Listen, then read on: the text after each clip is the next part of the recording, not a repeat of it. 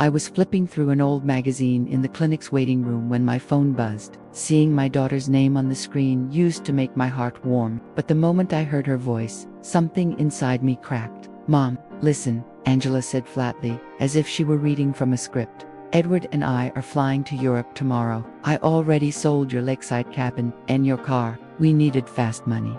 "Okay, I'll call you when I settle there."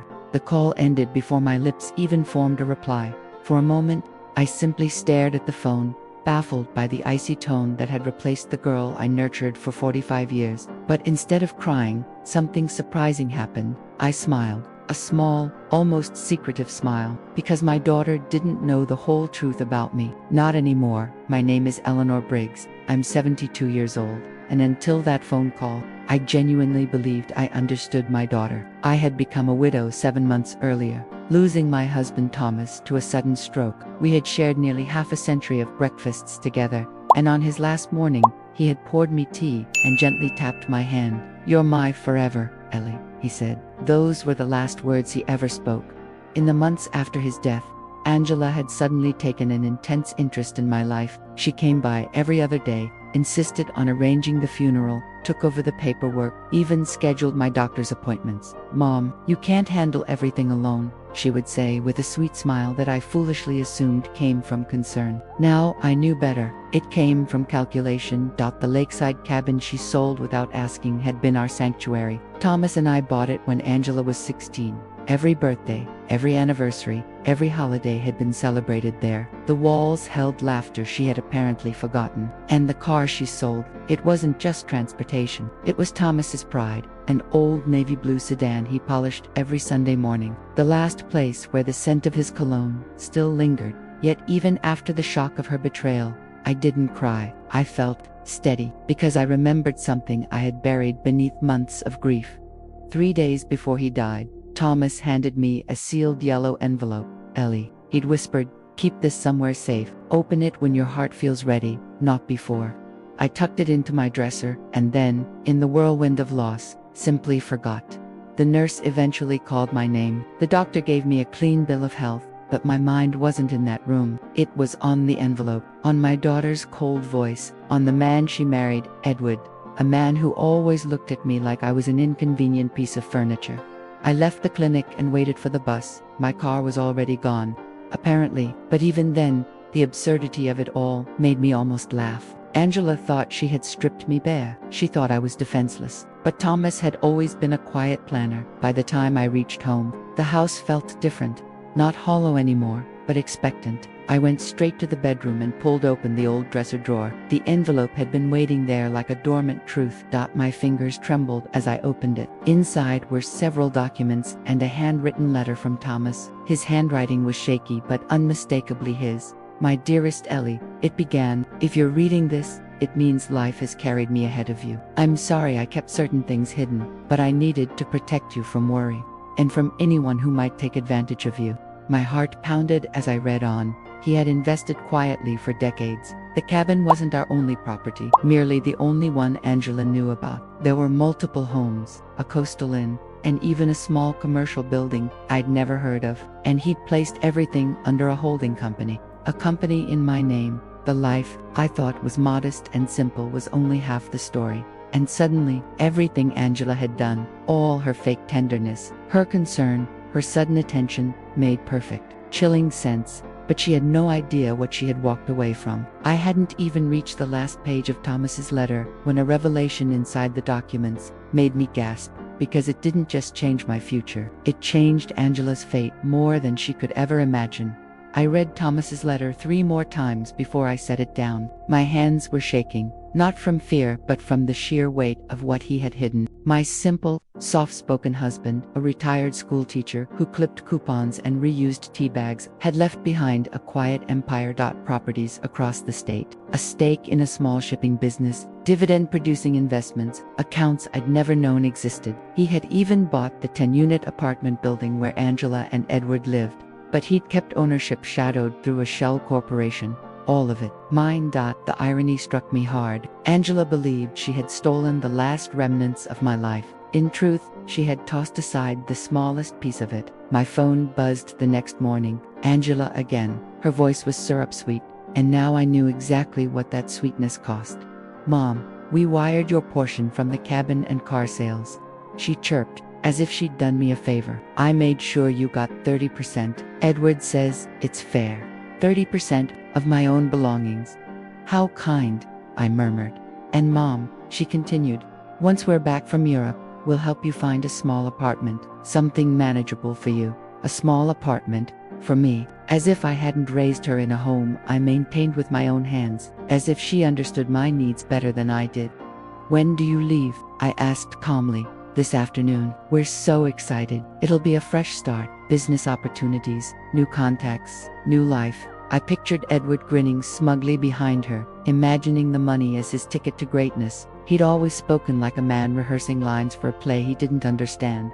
Well, I said, I hope everything goes as you to dream. It will, she assured me. Love you, Ma. Funny how easily, she said love. When the call ended, I sat in the kitchen with Thomas's documents spread across the table. Every line I read deepened my understanding of the long game he'd been quietly playing. He had known Angela's weaknesses, her impulsiveness, her hunger for admiration, but he had loved her anyway. He had loved her enough to protect her from herself. The question now was, would I do the same? I needed advice, someone with clarity. So I called the one person Thomas always trusted with legal matters, Mr. Langford, an older attorney who had attended the funeral and told me to reach out if I ever needed guidance. Mrs. Briggs, he said warmly when he answered, what can I do for you? I found documents Thomas left behind. I told him, I need someone to help me understand them. Privately, of course. Come to my office tomorrow. Bring everything. That night, for the first time since losing Thomas, I slept through the night. I dreamed of him sitting in his old armchair, tapping on the armrest the way he did when he had solved a problem in his mind long before telling me about it. The next morning, I put on the burgundy blouse he always loved on me, the one he said made my eyes look alive, and took the bus. Downtown. Mr. Langford's office was tucked inside an old brick building with ivy crawling up its sides. When I laid the documents in front of him, he adjusted his glasses and began reading. His eyebrows slowly lifted higher and higher. Double quotes, Mrs. Briggs. He finally said, your husband was extremely thorough. I see that, I said quietly. You are the legal owner of all these assets, completely. And the sale of the cabin was invalid. Your daughter had no authority to sell property that she did not own, so I can get it back immediately. The sale can be reversed without difficulty. A slow satisfaction settled over me, not spiteful satisfaction, but the kind you feel when justice aligns with truth. And the apartment building, I asked. That will take a little more time, but yes, we can give you full operational control, and no one needs to know it's you. Good, I said. I want everything in motion. Quietly. He studied me for a long moment. You're planning something, Mrs. Briggs. I'm planning, I said softly, to give my daughter the lesson she has avoided all her life. By the time the meeting ended, everything had already begun. The reversal of the sale, the retrieval of the deeds, the legal reaffirmation of my ownership. When I stepped out onto the sidewalk, the city seemed brighter, sharper, as if someone had turned the lights back on in my life. I wasn't a helpless widow anymore. I was a woman with purpose. But just when I thought I had time to prepare my next move, news from the neighborhood reached me. News that told me Angela and Edward's European dream was about to crumble much sooner than expected. I spent the next few days moving through my routine as if life hadn't shifted beneath my feet. I watered my plants, chatted politely with neighbors, and kept my smile soft. The smile people offer to widows they assume are fragile. It was strange, almost amusing, to slip into the role everyone expected of me. On Wednesday afternoon, my neighbor Martha, who possessed the most efficient gossip network in the county, marched across my yard in her floral apron. Eleanor, she said, lowering her voice dramatically, have you heard the news about your Angela? I kept my expression neutral. No, dear. What news? She glanced around as though the roses might be eavesdropping. My cousin works at the bank, and she says Edward is in hot water. Big hot water. He took out loans, several using their apartment as collateral. I raised a brow. Their apartment. That's the thing, Martha said, waving her hands. Turns out the apartment isn't even in his name. Some company owns the whole building. Imagine his surprise when the bank questioned the paperwork. I nearly laughed. If only she knew who owned that mysterious company. And Angela, I asked casually, From what I hear, she didn't know a thing. Martha sighed, her arms crossing. Poor woman, she's probably going to have to come home soon. Edward's in over his head, and they rushed off to Europe without tying up any of these problems. Her sympathy touched me, but not in the way she intended. I wasn't pitying Angela, I was preparing. Thank you for telling me, I said warmly. Martha squeezed my arm. You're a good mother, Eleanor. If she comes home, she'll need you more than ever. If she only knew. That evening, as I sat on my porch watching the sunset bleed into the horizon, my phone buzzed again. It was Mr. Langford. Mrs. Briggs, I have updates. The cabin is officially back in your name as of this afternoon. That was fast, I said. You're dealing with professionals. As for the apartment building, we need a few more signatures, but everything is proceeding smoothly. You'll have full authority over it in less than 2 weeks. Thank you, I said. And one more thing, I'd like help locating Thomas's old car as well. He hesitated. That may be more complicated. Your daughter had power of attorney at the time. They may have sold it legally. Ah yes, the papers she'd made me sign after the funeral, when my grief clouded everything, and I trusted her blindly. Try anyway, I said firmly. That car matters. I'll see what I can do. After we hung up, I sat in the dim light of the porch with Thomas's letter in my lap. The pages had creased from how often I'd held them, yet the ink still felt warm with his presence. My Ellie, he had written, don't let grief make you small. Stand tall, even if the world expects you to shrink. I traced the line with my fingertip. Standing tall was exactly what I intended to do. The following days became a quiet balancing act. To the neighbors, I was simply the lonely widow, managing her days, grateful for every casserole and cup of tea they offered. Behind closed doors, I reviewed property contracts, studied spreadsheets, and coordinated with Mr. Langford. I had become two women, the one everyone saw, and the one orchestrating her life back into order. A week passed. Then one afternoon, Martha burst into my yard with urgency painted across her face. Eleanor, she gasped, your Angela is coming home. I paused mid-step, watering can in hand. Coming home, already? Yes. My brother-in-law at the airport said she landed alone. No husband, no extra luggage, just one suitcase and a whole storm of tears. I inhaled, letting the information settle. Edward hadn't returned with her. Good. Did she say why? I asked. No. But the rumor is that everything in Europe fell apart. Business deal cancelled, money gone, and Edward himself seems to have vanished into thin air. Vanished. That sounded exactly like something he would do, slip away when things stopped serving him. Thank you, Martha, I said softly. As she hurried off to deliver the news to someone else, I stood there for a long moment. Angela was returning sooner than I expected. Not triumphant, not wealthy, but emptied out, broken. And perhaps ready to learn. Inside, I poured myself tea and waited. The next morning, the phone rang. I didn't need to check the caller ID to know who it was. Mom. Angela's voice was small, the smallest I'd heard since she was a child. Can I come over? I don't know where else to go. I closed my eyes for a moment, feeling the weight of the path ahead of both of us. Of course, sweetheart, I whispered, come home. But when Angela walked through my front door hours later, I realized something shocking. She wasn't just frightened and ashamed. She was hiding a secret that would complicate everything I planned. I recognized her silhouette through the frosted glass of my front door. Shoulders slumped, head bowed, suitcase dragging behind her like an unwanted truth. When I opened the door, I almost didn't recognize her. Her hair was her eyes were red and swollen. The confident stride she once carried like a badge of honor had dissolved into a hesitant shuffle. Mom, she whispered. Her voice cracked on that simple word, and for a moment, I saw the little girl who used to run into my arms after scraping her knee. But there was something else in her eyes, something darker, heavier. Shame. Double quotes. Come inside, I said gently. She stepped in, moving as if her bones ached. When she set her suitcase down, she didn't look around the house the way she normally did. No judgment, no criticism about the outdated curtains or the antique furniture. She simply collapsed onto the kitchen chair, burying her face in her hands. Mom, I messed up everything. I sat across from her, folding my hands calmly. Why don't you start from the beginning? It took her several deep breaths before she could speak. Europe wasn't what Edward said it would be, she whispered. He promised investors, business contacts, a whole new life. But when we got there, nothing no meetings, no offices, nothing but hotels and excuses. I nodded slowly, letting her talk. He told me the opportunity fell through because people didn't understand his vision. But then I found receipts, gambling, expensive dinners, trips he took without me. She blinked away tears. He wasn't building a business, he was running from his debt. I knew that already, thanks to Martha and Mr. Langford, but I let her speak. She needed this part.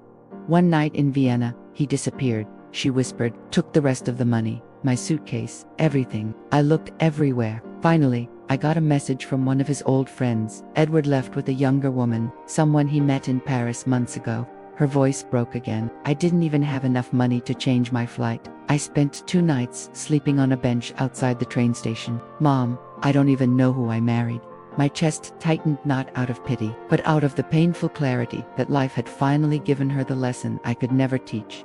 You're home now, I said softly. That's what matters. Angela wiped her eyes. I didn't know where else to go. Everyone thinks I'm still in Europe living some glamorous life. I couldn't face anyone, not even Edward's family. And I know you have every reason to hate me after everything I did to you. But I raised a hand. Angela, you're my daughter. She swallowed hard. Mom, I need a place to stay until I figure things out. Just a few days, I'll find a job. I'll repay you for everything I took. Her voice trembled on the last words. You can stay here, I said, for as long as you need. She let out a shaky sob of relief. Thank you, Ma. I stood to make tea, giving her a moment to steady herself. When I turned back, she was staring at something on the table, the edge of Thomas's letter, poking out from beneath a place. Before I could tuck it away, she spoke. What's that? She asked quietly. Just something your father left me, I said, sliding it back. Angela's eyes followed the paper, a flicker of curiosity crossing her face, but then she looked down at her hands, too consumed by her own crisis to pry further. Not yet. Anyway, after she settled into her old bedroom, I stepped outside to breathe. The autumn air felt crisp, sharp, almost metallic on my tongue. Everything was in motion now, faster than I anticipated. Angela's collapse, Edward's disappearance, the reversed cabin sale, the building soon under my control. Life was aligning piece by piece. But Angela's behavior lingered in my mind. She wasn't just defeated, she was hiding something. There was a tension in her shoulders, a way she held her purse tightly, as though guarding a secret. That evening, she barely ate. She said she wasn't hungry. She looked pale, her mind drifting somewhere far away. And just as she went to her room, she paused at the hallway. Mom, she said softly, there's something I need to tell you tomorrow. I don't have the strength tonight. I froze, tea halfway to my lips. She continued quietly, it's about why Edward left. It wasn't just the money. There's something else, something I'm terrified to say. Then she shut her door. I had expected Angela to return broken, but I wasn't prepared for the secret she revealed the next morning. A secret that would force me to change every part of my plan. Angela barely slept that night. I could hear her pacing through the thin hallway walls, slow, shaky steps, as if every thought weighed too much for her body. By the time morning came, I found her sitting at the kitchen table with her hands wrapped around a cold cup of tea she hadn't touched. She looked like she had aged 10 years overnight. Mom, she whispered, I have to tell you what really happened before Edward left me. I sat across from her, patient, steady. Whenever you're ready. She took a breath that seemed to scrape her ribs. The day before he disappeared, we had a terrible fight. Not about money, not about the business, but about documents. He had a folder with him, papers I had never seen before. Contracts, loan applications, bank forms. Her voice trembled. My signature was on them. Mom, my name was everywhere, but I never signed a single thing. I stayed quiet, letting the truth surface on its own. When I confronted him, she continued, he didn't deny it. He laughed. He said it was for us, to fund our dreams. But deep down, I knew he wasn't thinking about us. He was thinking about saving himself. She rubbed her palms against her jeans, as though trying to scrape the memory off her skin.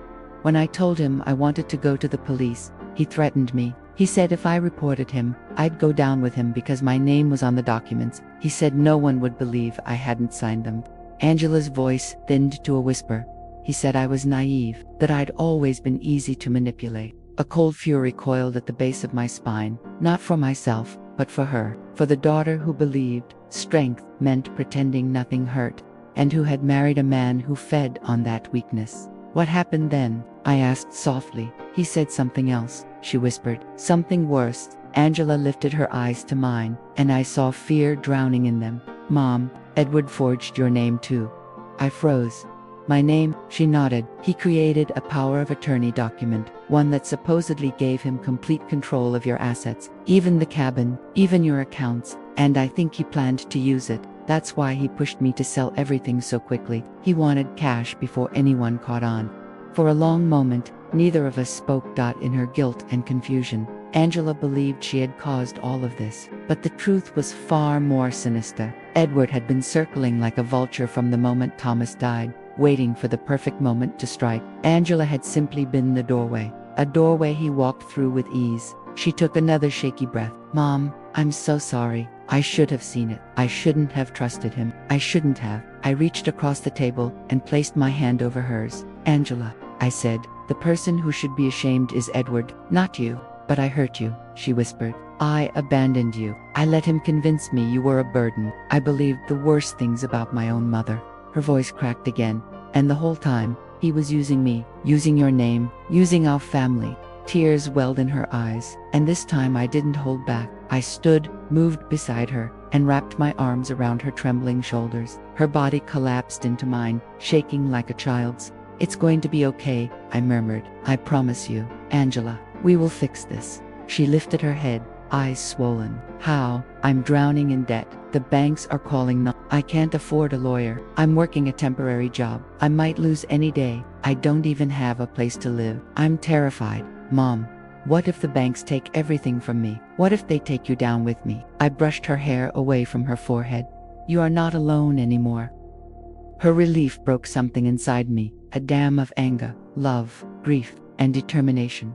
Angela's confession had changed things. Edward wasn't just reckless or selfish. He had been building a trap, but he didn't know who he was up against now. Because this time, he wasn't dealing with the grieving widow he thought he could exploit. He was dealing with Eleanor Briggs, the true owner of everything he thought he had stolen. As Angela cried softly against me, my mind was already turning gears. My plan had to change, because this wasn't just about teaching my daughter a lesson anymore. This was about protecting her, and destroying the man who had tried to destroy us both. Before the day ended, I made a single phone call, one that uncovered a shocking truth about Edward's whereabouts and revealed that the danger wasn't over. After Angela's confession, I spent the afternoon pretending to fold laundry while my thoughts swirled like a brewing storm. Edward had forged my daughter's name, and then mine. He had used Angela as a puppet and me as the invisible wallet behind his schemes. It wasn't enough for him to drain her emotionally. He aimed to drain her financially, and me along with her.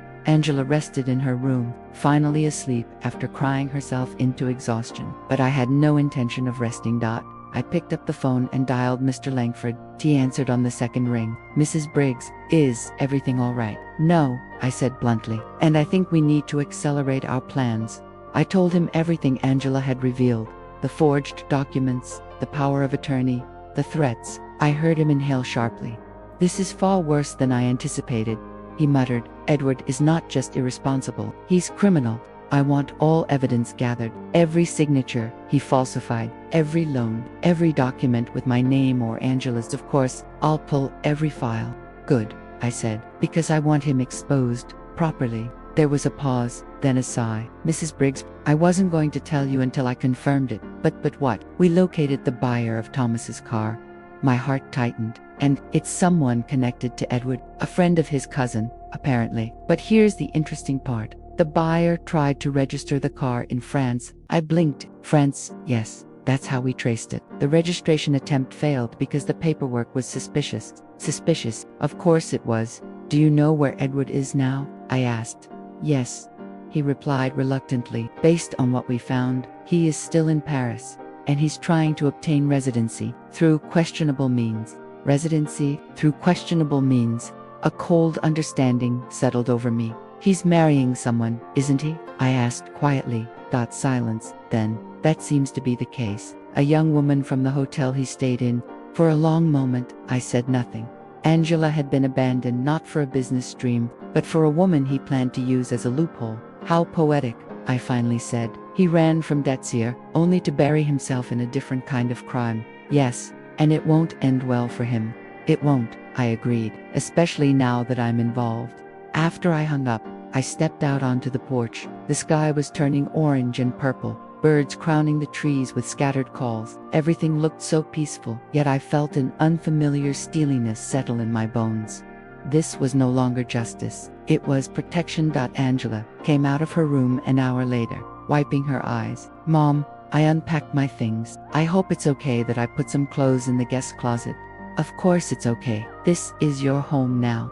She nodded timidly and sat at the table as I served dinner. She barely touched her food. I went through our bank emails today, she said quietly. Edward withdrew everything before he left, even what was in the emergency fund. I wasn't surprised. He had always been a leech attached to a vain mom. What am I going to do? She whispered. I can't get a decent job with these investigations hanging over me, and the bank keeps calling about payments due. They said they might even freeze my accounts. I took her hand gently. Angela, listen to me. You will not lose anything. Not your future, not your dignity, not your name. She swallowed hard. How can you be sure? Because I'm handling it. Her eyes widened, searching my face. Mom, what do you mean handling? We don't have money. We don't have anything left. For a moment, I wanted to tell her everything about Thomas's properties, the accounts, the company, the building. But it wasn't time, not yet. You just need to trust me, I said. Angela's lip trembled. I don't deserve your trust. Maybe not, I admitted softly, but you deserve a chance to rebuild. She leaned forward and clung to my hand as though it were a lifeline. I'll do anything, she whispered. I'll work any job. I'll fix what I broke. I just don't want to lose you. My heart ached at the sincerity in her voice, sincerity I had waited years to hear. I'm not going anywhere, I assured her. After dinner, she went to shower, and I returned to the kitchen to gather Thomas's documents. But as I reached for the envelope, something else caught my eye. A second envelope. Smaller, newer. One I didn't recognize. It had my name written across the front in Thomas's handwriting, but I had never seen it before. My breath caught. I slipped it open. Inside was a single metal key and a note from Thomas, a note addressed to me, but meant for a moment like this. And what Thomas revealed in that secret note didn't just alter my plan, it changed the entire future of what Angela and I were about to face. The small envelope trembled in my hands. Thomas's handwriting stared back at me, familiar, steady, undeniably his. But the strangest part wasn't that I didn't remember ever receiving it. The strangest part was that the ink looked new, as though he'd written it shortly before he died, and hidden it somewhere I would only discover when the moment was right. I unfolded the note slowly. Ellie, it began. If you're reading this, it means the time I feared has come. I pray it did not, but I suspect it may. You and Angela must be prepared. My stomach tightened. You know the key. You know where it belongs. But I didn't. Not yet. Beneath the concise sentence, Thomas had drawn a tiny diagram, a shape I knew from somewhere deep in memory. A square, a symbol, a small arrow pointing inward. Then one more line. Trust yourself. I left everything for you too. Everything for you too. The phrase echoed through my mind with sudden weight. I reread the drawing over and over until a forgotten memory stirred. The old storage unit Thomas rented decades ago, a unit I'd never visited because he always brushed it off as just old paperwork and junk. But the symbol he drew, I remembered seeing it once, embossed on the lock of that unit. He had been hiding something there, something he wanted me to find only when necessary. I looked at the key. It was brass, slightly tarnished, with a tiny letter D etched at the top. Not a house key, not a car key, a storage lock key. My pulse quickened. There was only one place Thomas could have meant. Just then, Angela entered the kitchen, towel wrapped around her hair, cheeks still pink from crying. She paused when she saw me holding the key. What's that? She asked softly. I hesitated, then slipped the note back into the envelope. Something your father left me, I said gently. I'll tell you more soon. Her shoulders sagged, and I realized she thought it might be another burden, another bill, another problem. When she went to her room, I sat alone at the table, turning the key between my fingers like a moral compass. Maybe I should wait. Maybe I should bring Angela with me. But then I remembered the exhaustion in her face. the way she clung to her sanity with trembling fingers. She needed rest, not more mysteries. So I waited until she fell asleep before slipping on my coat. The storage facility. The night was cool and quiet as I walked the familiar sidewalk toward the old storage facility 2 blocks away. Thomas liked it because it was cheap, close, and safe enough, as he always said. When I reached the chain link fence, the old neon sign flickered. Dover Storage Units, the DI buzzing weakly, ... the letter on the key. I stepped inside the gated area, passing rows of identical metal doors. The units sat like silent soldiers, guarding decades of forgotten belongings.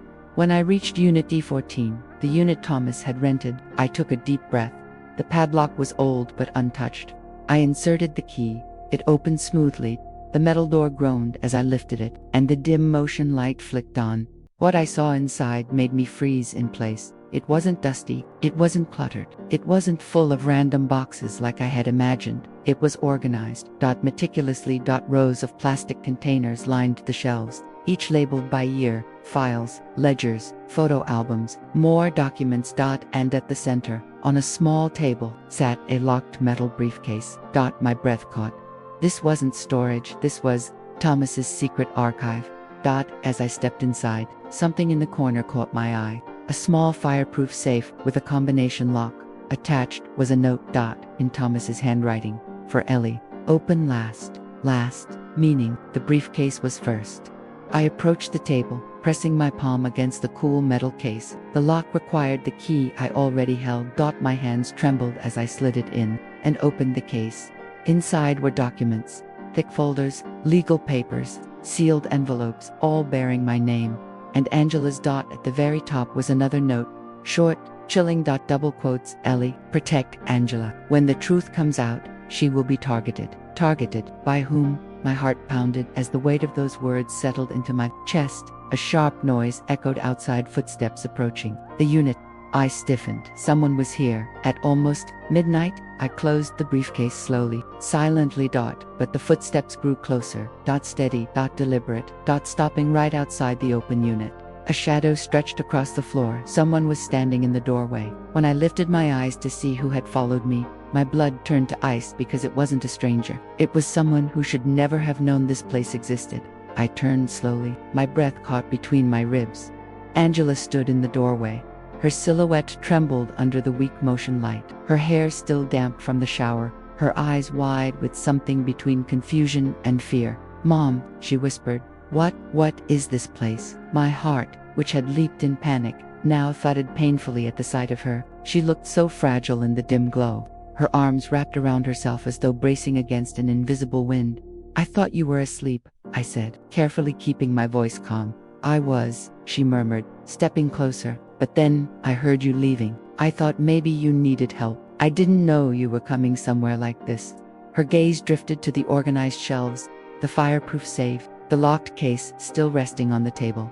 Her eyes sharpened. Mom, what is all of this? I swallowed. The truth hovered at the tip of my tongue, but something inside me warned. She was not ready for the full truth. Not yet. Not until I understood exactly what Thomas had been protecting us from. This is your father's, I said quietly. He left it for us, for both of us. Angela stepped to the center of the unit, turning slowly in place. I don't understand. Dad was a humble one. Why would he have all these files? Why would he hide them? I lifted the briefcase, holding it carefully. He kept these because he wanted to make sure we'd be safe. He expected something unexpected. Angela's eyes filled with fresh tears. Mom, why didn't he tell me? Why didn't he tell us? Because he didn't think you were ready. I thought silently.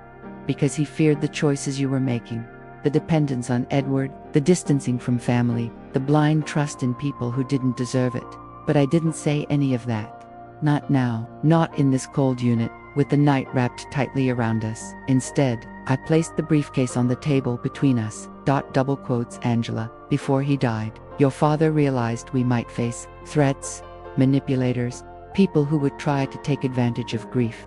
Her shoulders sagged. Like Edward, she whispered. Yes, I said softly. Exactly like Edward. She brushed her fingertips across the surface of the metal case. Is my name in there? I nodded. Yes, more than you realize. She closed her eyes, tears slipping silently down her cheeks. I ruined everything. Dad tried to protect us, and I threw myself into the arms of the one person who was trying to destroy us. I reached out, gently tilting her chin upward. Angela, listen to me. Her eyes opened. You made mistakes, terrible ones, but your father loved you. He loved you enough to plan ahead, and I love you enough to keep protecting you. Her lip trembled. I don't deserve that. You don't, I said honestly. But love is not about deserving.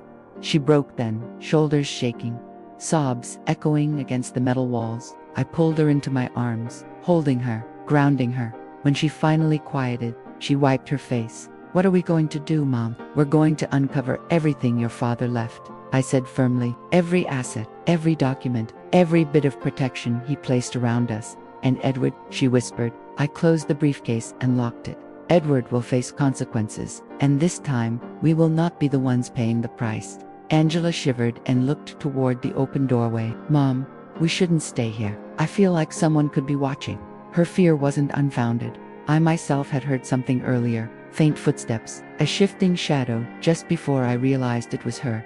But paranoia had a way of growing teeth in dark places. You're right, I said gently. Let's go home. We'll come back with daylight and strength.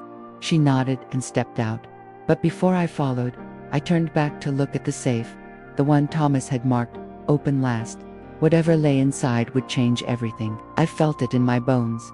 I lowered the metal door, locked it, and rejoined Angela outside. The walk home was quiet, her hand gripping mine like she was afraid I might vanish if she let go. When we finally stepped inside the house, she went straight to her room, exhausted. But I stayed awake, staring at the briefcase, staring at the key, staring at Thomas's second note. Something didn't add up. One line repeated itself like a drumbeat. When the truth comes out, she will be targeted. She, not we, not you too, but specifically Angela. Why? What had Thomas discovered? What danger was still out there? And why did he think Angela would be the one they hunted? Just as I began to piece the clues together, my phone buzzed. A foreign number. Unknown. Late at night. My heart pounded as I answered. Hello? A man's voice, cold, accented, far too familiar, crackled through the line. Mrs. Briggs, he said smoothly, I've been trying to reach your daughter. It seems she has been avoiding me. My blood ran cold. Edward. And the next thing Edward said from across the ocean made it clear he wasn't running anymore. He was coming back. Edward's voice slithered through the phone like cold air seeping under a locked door. Calm, controlled, too controlled. Mrs. Briggs, he repeated, as if savoring my name. It's been difficult reaching Angela. I assume she's with you. I kept my tone steady. She's home, safe, he chuckled. A low, dry sound. Safe. You think safety is still an option for her? My fingers tightened around the phone. Angela owes you nothing. Your lies and forged signatures, he interrupted sharply. Yes, I'm aware of how you see things. But this isn't about your moral judgments. His voice lowered. It's about what Angela took from me. That sent a jolt through my chest. Took from you. She left Europe with nothing but a suitcase. Ah, he said softly. But she didn't leave with nothing. A long beat of silence stretched, heavy as thunder. Then he said it.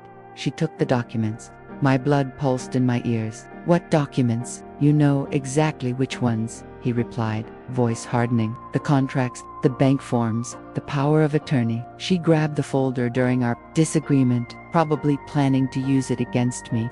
My jaw clenched. Edward, those papers were forged by you. Not all of them, he snapped, suddenly losing that smooth edge. Some of those signatures were real. Some of those deals were real. And now, because of her tantrum, I'm being cornered by people you do not want to anger. People. Not banks. Not investors. People. A chill crawled up my spine. You see, he continued, I needed those documents back. They were my leverage, my protection. And you expect Angela to simply hand them over, after everything you did to her? He laughed again, shorter this time, sharper. I expect Angela to survive. That's what I expect. My stomach twisted. Edward, what exactly are you saying? A pause. Then, I'm coming home. My breath caught. For what purpose? For my papers, he said. For my freedom. For what belongs to me. And if Angela doesn't give them to you, a soft hiss of irritation vibrated through the receiver. Then, she will have a problem with people far less patient than me, and you will too. Before I could respond, he hung up. The silence that followed was suffocating. The storm Gathersey sat frozen for several seconds, my mind racing. Edward believed Angela had taken his documents, but she hadn't. Everything she brought home was a small suitcase of clothes, receipts, and a broken marriage. Not a single folder, not a single contract. So where were they? I stood and rushed to Angela's room. She was asleep, her breathing uneven from exhaustion. I didn't wake her. Instead, I checked her suitcase, clothes, toiletries, nothing more, no documents. If Edward thought she had them, someone must have told him, someone who believed she'd taken them, someone who didn't know about Thomas's archive. The truth slammed into me. Edward didn't know I had the real evidence. He didn't know Thomas had hidden it years ago. He didn't know the only leverage that could destroy him was now in my hands, not Angela's. I stepped away from the doorway as another thought struck me. If Edward was being pressured by dangerous people, and those people believed Angela had the documents, Angela was now a target. My breath quickened. Thomas's warning, "She will be targeted," echoed through my mind like a bell-tolling dot. This was the danger he had foreseen. This was why he hid everything. Why he left keys, notes, instructions. He had predicted this man long before I did. The DICISO Annette dawned. Angela woke and found me in the living room, surrounded by Thomas's papers and the briefcase. "Mom," she whispered, rubbing her eyes. "Did you sleep at all?" "No," I said honestly. She frowned at my tone. "What happened?" I hesitated. Then I decided she deserved the truth, at least part of it. "Edward called," I said quietly, her entire face drained of color. What did he say?" "That he's coming back, and he believes you took certain documents from him." Angela stumbled backward until she hit the wall. "What documents?" I didn't take anything. "Mom, I swear I know," I said firmly. "I checked your things. You didn't bring anything, except your clothes." She covered her mouth with shaking hands. "Mom, I'm scared. I don't know what to do." And suddenly, I knew my next move with absolute clarity. "You don't have to do anything," I said. "I'll fix this." Her eyes widened. "How?" I closed the briefcase slowly. "Because your father already gave me everything I need to stop him." She stared at me, trembling. "Mom, you can't face him alone. Edward isn't the same man I married. He's desperate, dangerous." "I know," I said softly, "which is why I'm ending this before he ever steps foot near you." Her lip trembled. "How? What are you planning?" I reached for the key. The key to the safe Thomas, marked open last. My fingers tightened around it. "Something your father prepared, long before either of us knew we'd need it." But when I opened that final safe, Thomas's last secret, what I found inside didn't just answer my questions. It shattered everything I thought I understood about Edward, our family, and the danger closing in on us. The safe was heavier than it looked. A small, fireproof vault with a worn combination dial, the kind Thomas always trusted more than digital locks. I carried it to the kitchen and set it on the table. Angela sat across from me, fingers laced so tightly her knuckles turned white. "Are you sure we should open it now?" she asked in a whisper. "Yes," I said, "before Edward arrives." I spun the dial slowly. The numbers clicked into place like tumblers in my memory. Thomas had used the same 3 numbers all his life. Our anniversary, slightly reversed. The lock clicked. Angela sucked in a sharp breath. I lifted the heavy lid. Inside the safe were only 3 items. A thick envelope labeled, "For Angela," a set of legal documents, a sealed, official-looking folder stamped with a crest. I didn't recognize. My heartbeat thudded in my ears as I lifted the sealed folder. The emblem resembled a wreath around a pair of scales. Nothing American. "Mom, what is that?" Angela whispered. I opened it carefully. The papers were brittle, yellowed at the edges, foreign language, old seals, government stamps, and then a name at the top, Edward, Marcet. My breath froze. These were criminal records, not recent. Historical, charges, investigations, aliases, not one identity, but several. Angela's face paled. "I don't understand. Edward said he'd never even had a parking ticket."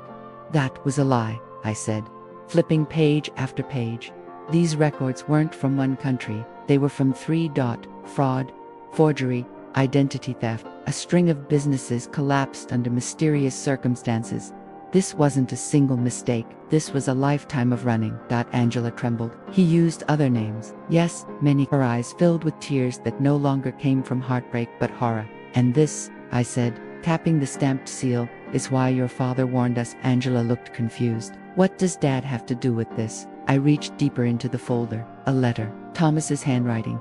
Ellie, if you find this, it means he has resurfaced. I had hoped his trail would never cross our family again. I felt the room tilt. Again, Angela whispered. What does he mean again? I read on silently, then out loud. I recognized him a year before my death. Same mannerisms, same charm, different name. The man calling himself Edward once defrauded a company I invested in years ago. I lost money, yes, but what terrified me was realizing he had changed identities. I kept this quiet to protect Angela. I feared the day she might fall within his reach. Angela pressed a shaky hand over her mouth. He knew, she whispered. Dad knew what Edward really was. Yes, I said softly. And he didn't tell me. She cried. Angela, he didn't want to push you away. He didn't want you to think he was judging your marriage. He hoped Edward would stay gone. But when he didn't, your father prepared. I opened the thick legal bundle. There it was, a pre-signed restraining order request, a full dossier of evidence to give the authorities, a notarized statement identifying Edward's aliases, proof of forgery techniques matching his past cases. He had built an entire legal fortress around Angela, around us, so that if Edward ever revealed his true nature, we'd have the power to destroy him. Angela sobbed uncontrollably, shoulders heaving. Dad tried to save me, and I didn't listen. I held her as her tears soaked into my blouse. You survived, I whispered. That's enough. He gave us the tools. Now we use them. By late afternoon, I had already called Mr. Langford.